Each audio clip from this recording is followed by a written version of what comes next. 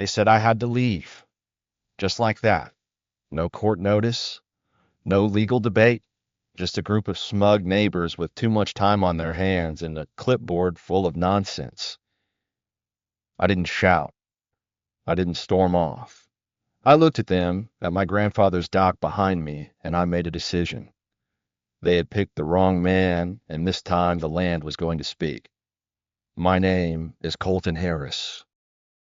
I'm 34 years old, but this story really begins about 70 years ago when my grandfather, Robert Harris, came home from the war with nothing but a battered duffel bag and a stubborn belief in land, family, and quiet mornings by the lake. He found that slice of peace in northern Michigan at a place called Crystal Lake, and he built a cabin with his bare hands. No blueprints, just instinct, skill, and timber from the surrounding woods. Over the years, he welcomed neighbors, lent out patches of his land to help families get a start, and never once demanded anything in return but respect and a shared sense of decency. He passed the cabin down to me when I was 28. I just started gaining traction in my career as a software engineer, building tools for property management companies, ironically, the very systems people like HOA presidents rely on to flex their authority. I didn't think much of it at the time. I just loved how quiet it was. The world felt honest at the lake. You got out what you put in. I rebuilt the dock with the same blueprints my grandfather scribbled in the margins of an old Bible. I spent mornings with my coffee and boots planted on pine-scented planks, coating by day and grilling fish at night. Then Melinda Rohr showed up. Imagine a tornado wrapped in a thrift store cardigan, wielding a clipboard like it was the Declaration of Independence. She marched up to my porch on a Tuesday morning like she had divine jurisdiction, with Dennis and Vivian Cole in tow, two neighbors who looked like they'd never said no to HOA drama in their lives.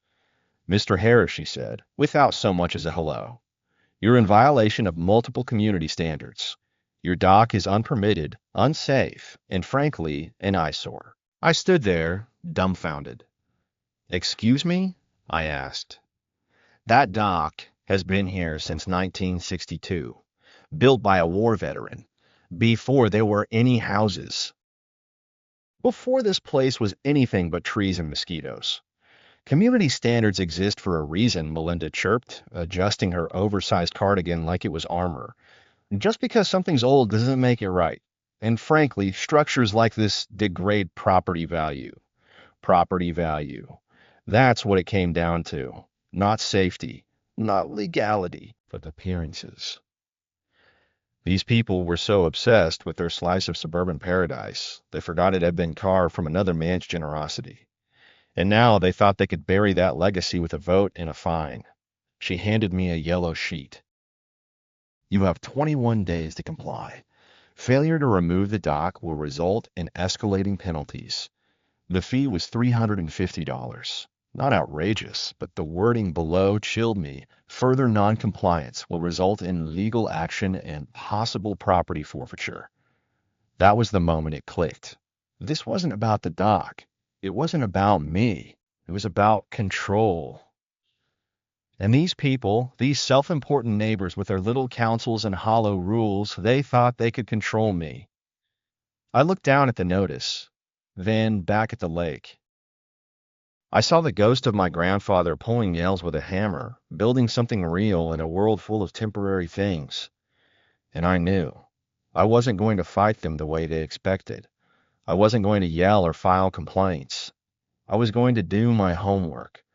I was going to find the law they hadn't read, and I was going to make sure they understood the price of trying to rewrite history on land they didn't even own. The next morning, I walked over to the HOA office.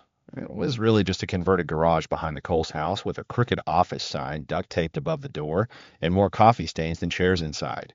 Melinda was there, naturally, wearing the same yellow cardigan, this time with a fresh coffee stain right on the pocket. "Mr. Harris," she said without looking up. "Here to comply?" "I'm here to talk," I said calmly. "This dock means something to my family. I'm happy to address safety concerns." "Maybe reinforce it, or this isn't a negotiation," she snapped, finally looking up.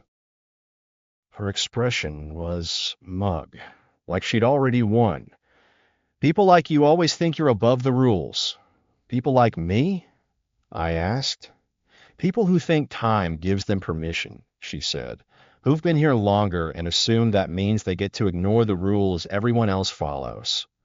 There it was again, that resentment, that bitterness. It wasn't about the dock. It was about history. Mine. Hers.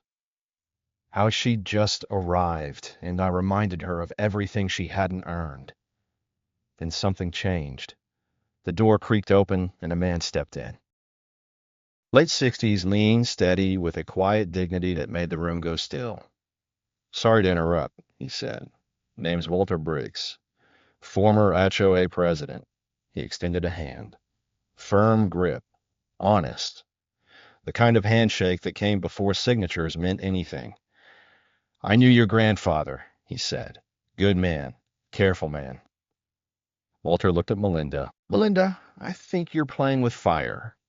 There are things about that property you don't understand, and you're setting a precedent this community may not be ready to enforce. Melinda scoffed. I'm the president now. We have authority.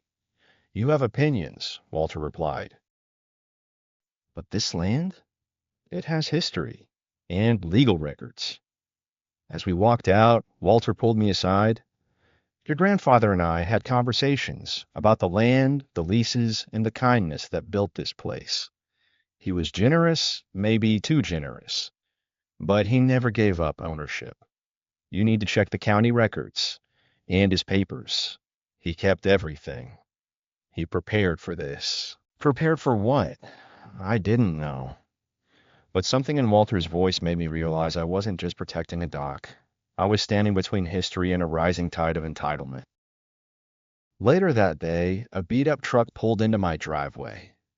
A guy in a polo and hard hat stepped out, said he was from the city to inspect structural violations. No badge, no marked vehicle, no credentials. When I asked for ID, he got cagey. Tanya Schmidt, single mom from down the street, was walking her dog and started recording. Real inspectors have city trucks, she said, holding up her phone. The guy stammered, turned pale, and bolted like a spooked deer. It was the first time I saw fear in someone who thought they had power.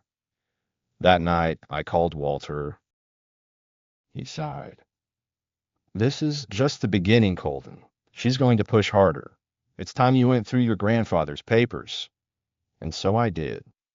I spent hours in the back room, surrounded by boxes that smelled like cedar and thyme. Letters, receipts, maps, and then at the bottom, a cassette tape, labeled in faded ink, Property Agreement 1972. I stared at it, holding it like a time capsule. Then I found a dusty tape player at a thrift shop downtown, brought it home, and hit play. My grandfather's voice crackled through the speaker. Steady, firm, not a trace of doubt. This is Robert Harris, October 15th, 1972. I'm recording this to clarify the agreements made on Crystal Lake. After the war, I allowed families to build homes here, out of kindness, not obligation. The land remains under Harris family ownership, always will. I sat frozen, heart pounding. He hadn't just spoken. He'd set a trap. Not out of malice, but out of foresight. He knew this day would come. He knew people would forget where they came from and who let them in. Walter came over that night. When the tape ended, he smiled. There it is. The legal backbone to everything he ever told me. And that's when I realized this wasn't a standoff over a dock. It was a battle for memory, for truth, for a community that had forgotten its roots. And I was done asking politely. I was going to remind them. One document at a time. One fence post at a time. And the yellow cardigans of the world, they were about to learn that some land fights back. It started with a truck that didn't belong and a man who wouldn't look me in the eye. But the truth, like most things worth uncovering, wasn't hiding. It was just buried under years of neighborly smiles and polite lies. The kind of lies that get told in HOA meetings when the coffee's free and the power's cheap. I didn't sleep much after listening to that cassette tape. My grandfather's voice haunted the cabin that night, not in a ghostly way, but like a guardian standing watch. He had warned me, decades earlier through magnetic tape and foresight, that what had been built here was a kindness extended, not a contract transferred. And now that kindness had been mistaken for weakness. That's the thing about people like Melinda Rohr. They look at calm and see it as silence. They see your decency and assume you'll roll over. The next morning, I found myself back in the county recorder's office, not out of doubt, but to bring back up to the truth I now carried. A woman named Patricia greeted me, the kind of no-nonsense civil worker who's been handling land deeds longer than HOA presidents have been buying decorative mailboxes. When I told her what I'd found, she raised an eyebrow, then disappeared into the back for nearly half an hour. When she returned, her hands were full of folders, dusty, yellowed, frayed at the edges, and full of more truth than Melinda could stomach. She spread the documents across the counter. Every property deed in the Lakeshore HOA was a paper tiger, right to occupy, right to build, right to lease. Not a single one transferred ownership of the land. Every house, every shed, every picket fence technically squatting on Harris soil. She looked up at me and said, "You're not just a property owner, Mr. Harris. You're the landlord of an entire neighborhood, whether they realize it or not." I left with copies of the records tucked under my arm like a sword in its sheath. And I wasn't going to swing it recklessly, but I wasn't going to leave it in the scabbard either. Later that afternoon, as if the universe were working on a twisted script, I received a printed notice stuffed under my door. It was hand-delivered, no stamp, no envelope. Just the unmistakable scrawl of Melinda's favorite font and her signature like a scar across the bottom. It called for an emergency HOA assembly to address what she claimed were aggressive land ownership claims and hostile behaviors that threatened community harmony. It was a lie, of course, but a well-dressed lie wrapped in fear and folded into legal-sounding nonsense. She wasn't trying to protect the neighborhood. She was trying to protect herself, because deep down, I think she already knew. Her authority was built on borrowed sand. I didn't wait. I called Walter, and then I called Tanya Schmidt, who had become something of an accidental ally after the fake inspector fiasco. Walter brought more than his quiet wisdom this time. He brought a rolled-up map, an original property survey from 1892, and Tanya brought questions, the kind that burn through walls faster than fire. That evening, something unexpected happened. Vivian Cole knocked on my door. Her knuckles barely made a sound, like she wasn't sure if she should be there at all. She looked tired, not just physically, but soul tired. I offered her coffee. She didn't say no. She sat at my kitchen table like someone waiting for a verdict. Her eyes never quite met mine. "Colton," she said quietly, "I need to tell you something about what's been going on." What she said next pulled the mask off everything. Dennis, her husband, Melinda's right-hand man, had been coordinating harassment strategies. Fake violations. Unlawful threats. Even that fake Inspector Rick was just an old buddy from his construction days, paid $50 and promised a beer. Vivian looked ashamed. She twisted the strap of her purse like it was a lifeline. "I didn't sign up for this," she said. "I thought we were just trying to keep the neighborhood clean, make it better. But this isn't leadership. It's control. It's fear dressed up in meetings and memos." I nodded slowly. "Are you ready to speak up?" She hesitated. Then she met my gaze, clear and unwavering. "I'm done being afraid of people who hold clipboards instead of truth. I'll speak." We spent the rest of that night planning. Walter spread out the map. Tanya organized witness statements. Vivian started compiling emails she'd seen and saved, the kind that make lawyers salivate and tyrants sweat. The community center was full the next night, packed tighter than I'd ever seen it, with people standing against the walls and phones held high. It wasn't just another HOA meeting. This was a reckoning. Melinda walked in wearing that same yellow cardigan, now wrinkled and clinging to her like desperation. Dennis wasn't with her. That should have told her something. She opened the meeting like nothing had changed. We're here to discuss safety, order, and community well-being, she said, trying to control the tone of the room. But she was speaking into a void. When she mentioned the fee increase proposal, $1,200 a month to fund legal defense and enforcement actions, a collective gasp rolled through the crowd. Tanya stood up. Are you seriously trying to triple our HOA fees to cover for your own mistakes? Melinda tried to bang her clipboard on the podium like a gavel, but it didn't sound authoritative. It sounded hollow. I stood up quietly. No theatrics. Just truth in my hand. Before any votes are taken, I said, the community deserves to know the facts. I handed out copies of the county records, original surveys, my grandfather's statement, Patricia's notarized verification. I laid them out like cards in a winning hand. Ladies and gentlemen, I said, you don't own this land. You own your homes, your structures. But the soil beneath your feet, that's still Harris land. Always has been. This HOA has been enforcing rules on property they don't legally control. Melinda's mouth moved, but no words came. Then Vivian stood. And she brought hell with her. She read aloud from one of the emails. Melinda calling me the uppity lakefront brat, mocking community members, bragging about getting people to fall in line. Vivian's voice shook, but her words landed like stones on glass. Someone shouted, read more, and she did. Emails about faking violations, about raising fees without board votes, about paying the fake inspector from discretionary funds labeled miscellaneous services. It was over. Melinda tried to salvage it, claiming forgery, slander, anything. But no one listened. The people who once nodded at her clipboard now stared at her like a stranger. Walter stood, called for a vote. Her removal was unanimous.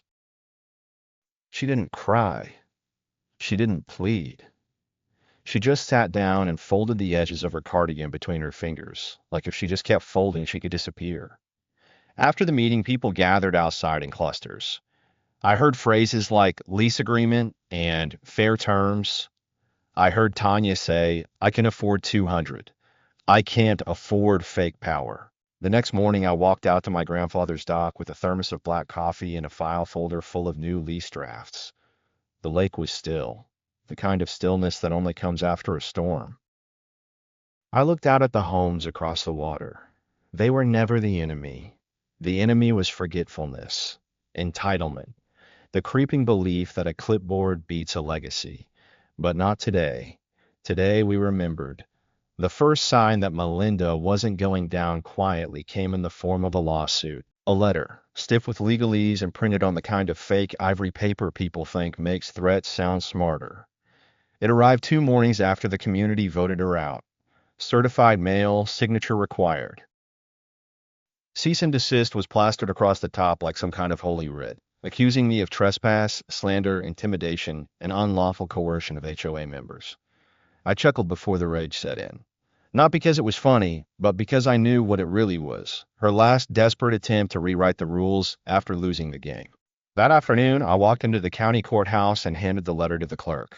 Her eyes scanned the page, then flicked up to meet mine with a look that said she'd seen this exact trick before. File a response, she said dryly. But don't lose sleep over it. These things are usually just noise. Still, I wasn't taking chances. I contacted a real attorney this time. Not a friend of a friend, not Walter's cousin with a paralegal certificate, but a seasoned land use attorney out of Traverse City named Michael Trask. Gray hair, sharp suit, handshake like a bench vice. He read through the materials, deeds, surveys, my grandfather's tape, and gave a slow, satisfied nod. Son, he said, I don't know what this Melinda woman thought she was doing, but you've got her boxed in 6 different ways. Then he leaned back in his chair and added, but that doesn't mean she won't try to make it hurt on her way down. He was right. By the end of that week, I'd gotten 2 more letters. One from a private security firm claiming they had been hired to monitor unauthorized activity on shared community grounds, and another from a local contractor saying he'd been retained by concerned HOA parties to conduct safety inspections. Both were postmarked from out of town. Neither had a valid return address. I knew the tactic. Confuse the issue. Make enough noise that truth sounds like opinion. It's what desperate bureaucrats do when they're too proud to admit they've lost. But I didn't flinch. I had something Melinda didn't: receipts, maps, recordings, and a community no longer afraid of her clipboard. So I did the one thing she didn't expect. I went public. I wrote a detailed summary of the land dispute, the history of the property, the fake inspections, the misappropriated funds, and her attempt to weaponize HOA power for personal gain. I posted it online. Not a rant, but a full narrative. Facts lined up like fence posts, dates, documents, screenshots. I titled it How My Grandfather's Kindness Became an HOA Battlefield. By nightfall, it had been shared over 20,000 times. People weren't just reading it, they were mad. Messages poured in from across the country.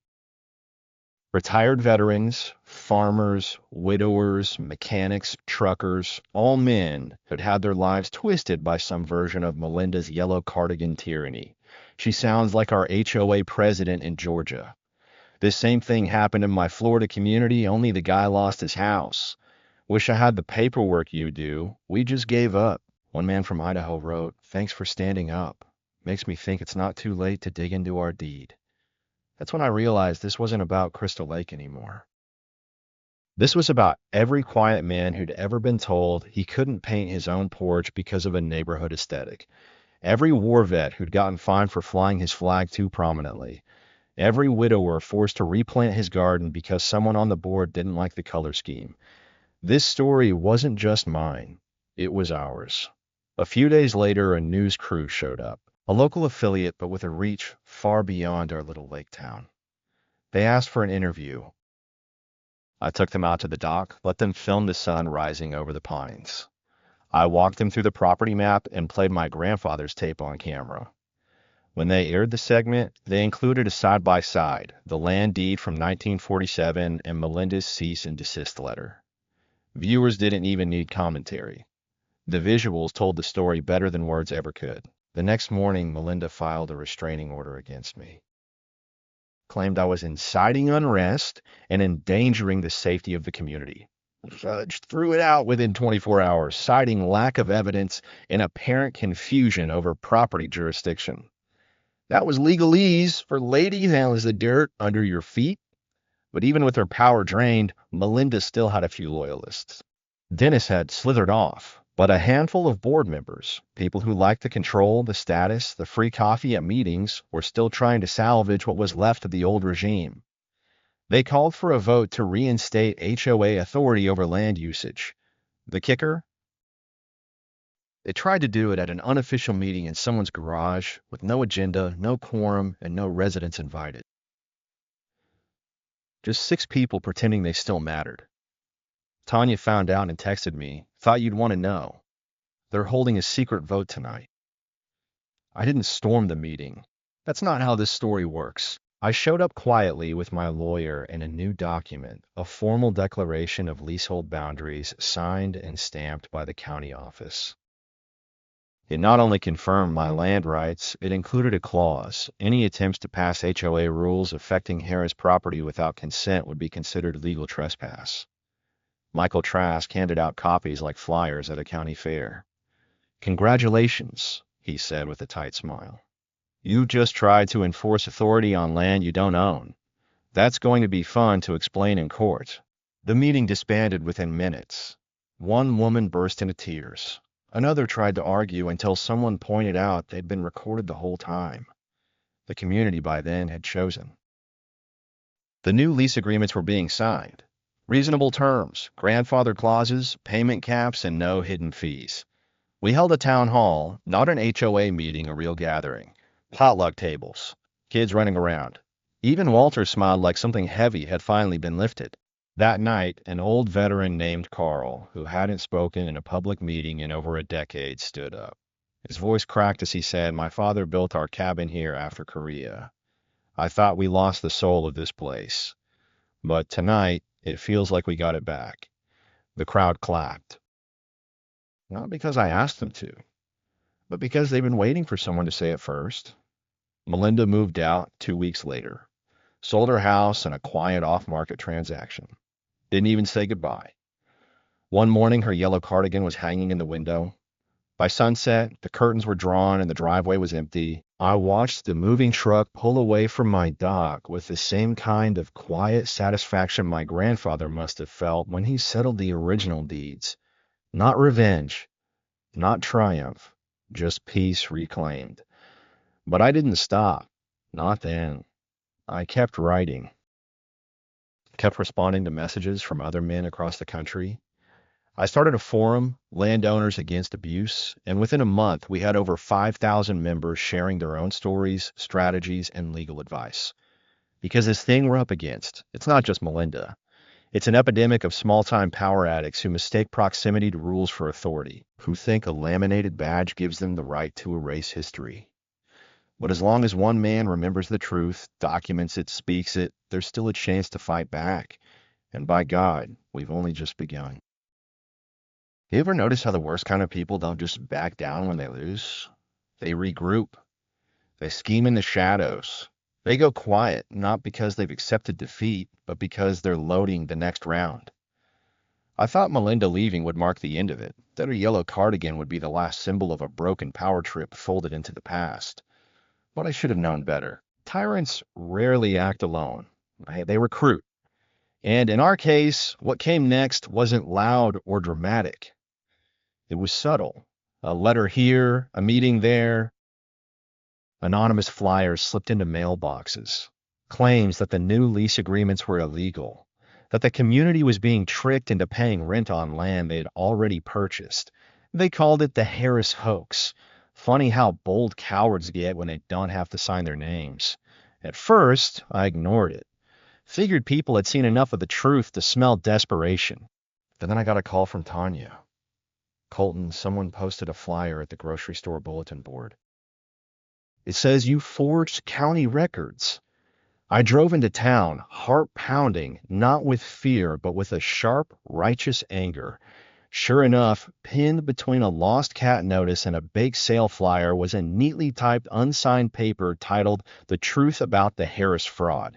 Full of twisted language, legal half-truths, and one particular sentence that made my jaw lock. Do not be intimidated by fake documents and scare tactics from self-appointed land barons. Self-appointed. That was the part that hit hardest. I didn't appoint myself anything. I inherited land that had been protected for generations. I honored a family promise, and now someone with a printer and a grudge was trying to rewrite history all over again. So I did what I always do when cornered. I started digging. I reviewed every lease, every recorded deed. I went back through the county's microfilm archives and dug out a survey map so old it was written in fountain pen.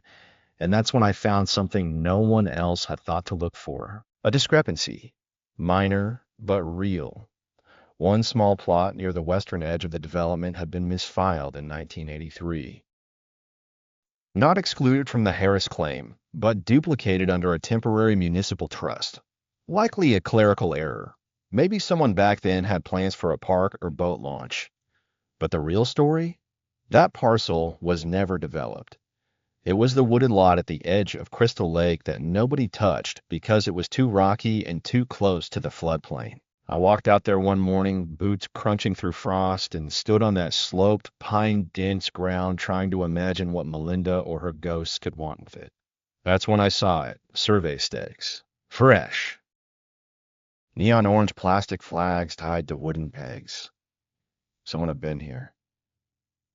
Recently. Measuring. Planning. That night I called Walter. He came over with a flashlight and a thermos of strong coffee. We hiked back out and inspected the stakes together. Colton, he said quietly, you don't mark up land like this unless you're prepping for development. Development on a disputed lot with unclear ownership and a proximity to wetlands? Someone was pushing boundaries. Literally. I filed a formal inquiry with the county land office. They hadn't issued any new development permits. No new sewer lines, no new utilities scheduled. But the clerk did mention something strange. An application had been submitted for community revitalization under the name Lakeshore Renewal Committee, a group no one had ever heard of. The address listed? A P.O. box in town. No contact name, no phone number. But I recognized the handwriting on the envelope from the scanned record. It was Melinda's. She was trying to reinsert herself into the community under a new name, with a new angle. Not as president, but as savior. The Lakeshore Renewal Committee wasn't real. It was her second act, and the targeted lot, her re-entry point. A public gift to distract from a private vendetta. I called a community meeting. No clipboard, no agenda. Just neighbors on folding chairs in my backyard, coffee in hand, dogs barking in the distance, and kids chasing fireflies behind us. I explained everything. The fake committee, the flyers, the misfiled land record, and what it might mean if someone tried to build on that parcel. I watched the older folks nod slowly. The Vietnam vet who fixed up old trucks. The widower who mowed 3 lawns just to keep busy. The retired steelworker who had buried his wife a month before and barely spoke at meetings. They weren't shocked.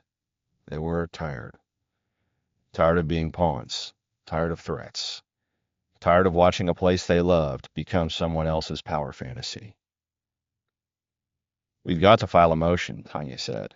Formal petition. Block any development until the land records are resolved. And so we did.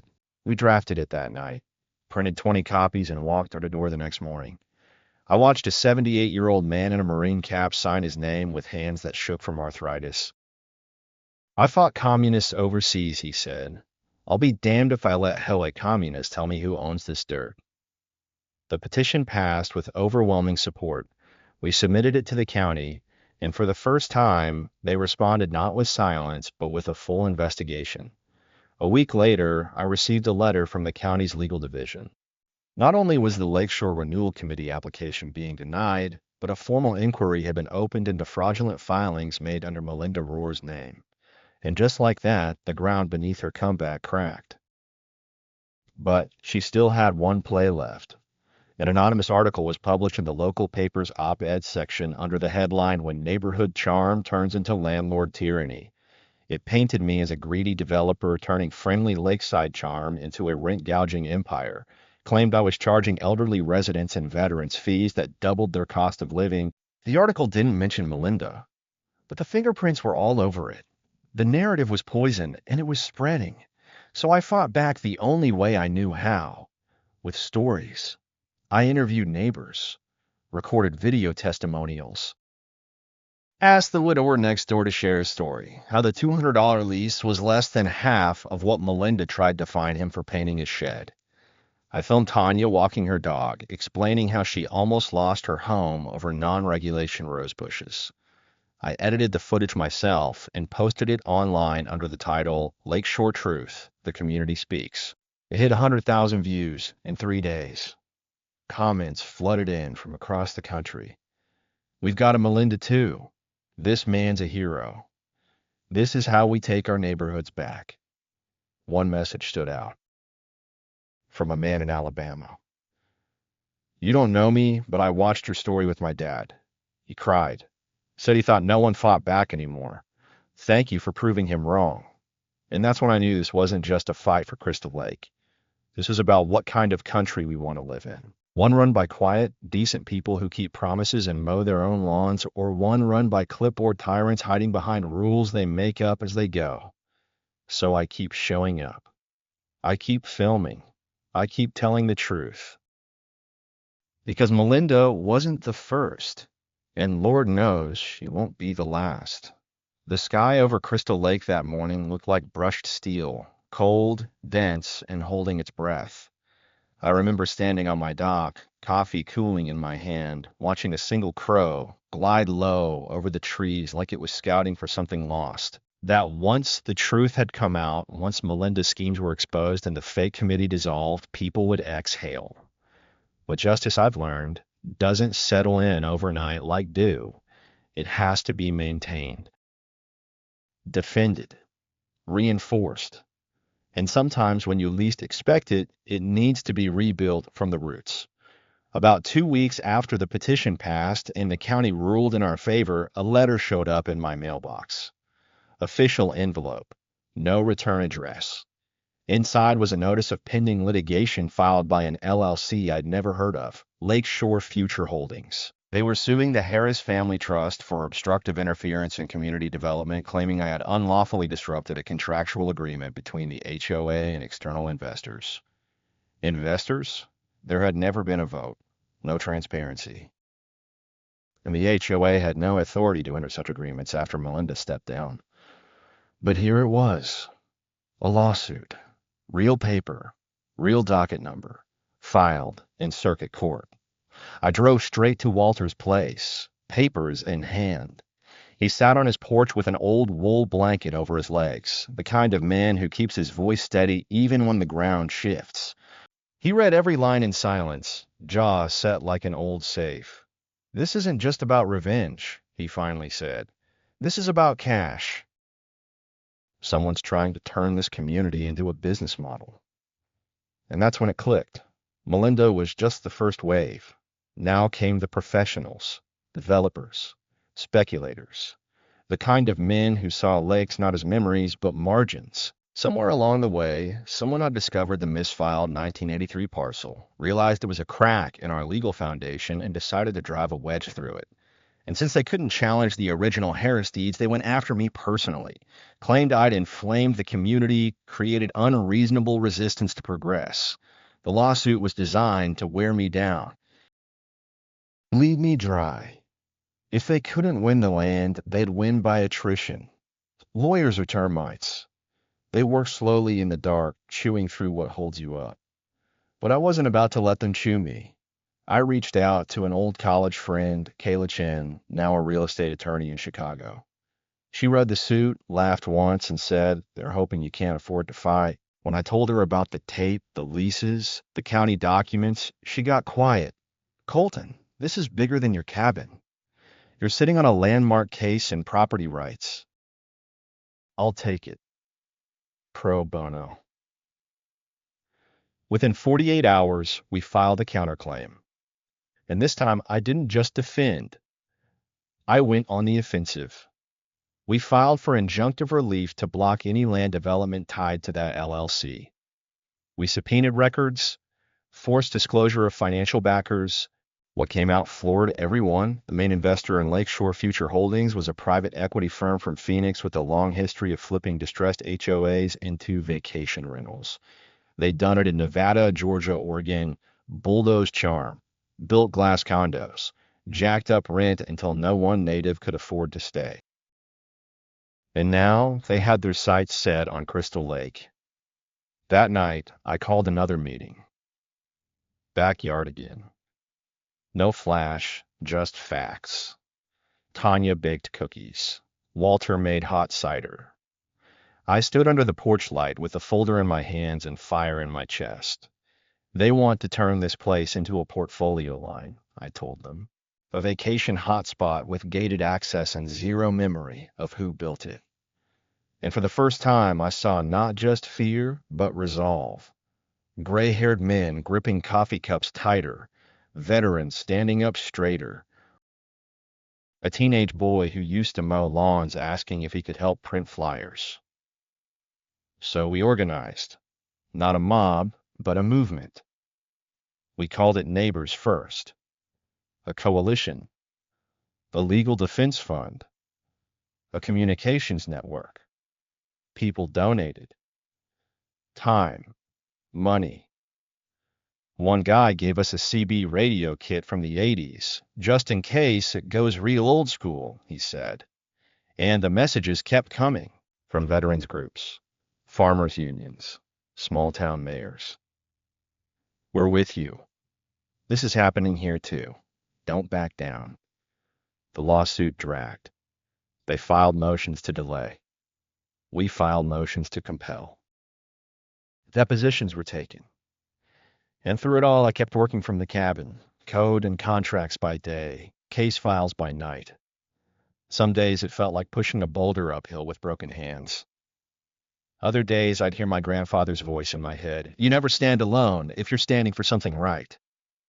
And then came the court date. Small county courthouse. Old wooden benches, smell of pine cleaner and nervous sweat. The firm sent down two young suits from the city. Slick hair, slicker shoes. They talked big about progress, efficiency, community enhancement. Claimed I was an obstructionist, a relic of legacy entitlement. When it was my turn, I didn't bring a speech. I brought stories. I talked about the dock, the way the water looked at sunrise, how my grandfather pulled neighbors through winters with firewood and quiet courage, how my lease agreement wasn't about control, but protection. This isn't obstruction, I said. This is stewardship. This isn't entitlement. This is inheritance of duty. And then I played the tape. My grandfather's voice filled the courtroom, steady, measured, a man laying down not just legal facts, but moral ones. When it ended, there was silence. The judge asked for a recess. An hour later, the lawsuit was dismissed with prejudice, their claim invalid, our ownership reaffirmed.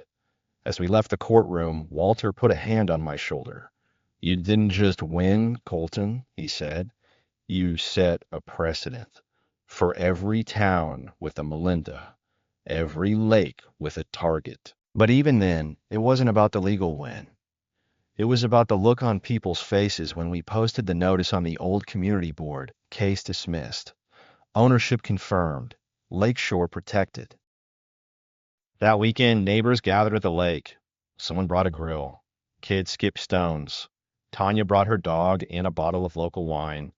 Walter, for the first time in a year, danced with a widow whose husband had taught him how to fish. And me? I stood at the dock, coffee in hand, and finally, I exhaled. Not because it was over, but because we had proven something that too many people forget in times like these, that the land you stand on means more than its market value. That neighbors, when united, are stronger than money.